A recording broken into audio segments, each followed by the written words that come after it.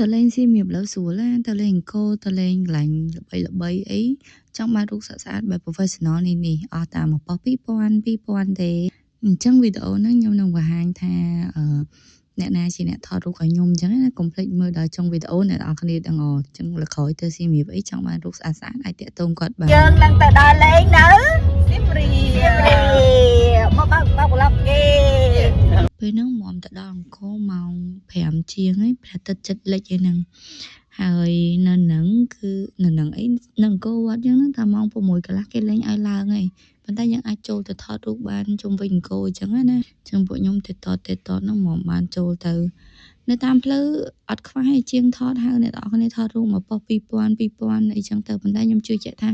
ជាងថតខ្លះក៏ថតស្អាតអ្នកខ្លះក៏ថតស្អាតនៅជាក់ស្ដែងបងប្អូនខ្ញុំក៏ថតដែរប៉ុន្តែបានរូបអត់សូវស្អាតទេហើយខ្ញុំនឹងក៏អត់មានកម្រងថាឲ្យគេថតទេដើរលេងថតគ្នាឯងទេប៉ុន្តែរូបចេញមកវារៀងពេលល្ងាចវាមាន noise វាអត់សូវច្បាស់នេះអីដែលសំខាន់ពេលខ្ញុំដើរថតរូបហ្នឹងអូនអ្នកជាងថតហ្នឹងគាត់លួចថត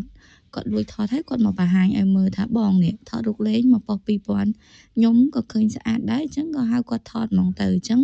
Telegram គាត់អីក៏អត់មាននេះព្រោះបាញ់យកហ្មងមានតែមុខគាត់នេះអាចតាក់ទងគាត់បានអរគុណអញ្ចឹងពេលទៅសៀមរាបឃើញជាងថតមុខហ្នឹងថតទៅអត់ខុសបំណងទេដឹងតែបានរូបស្អាតហើយ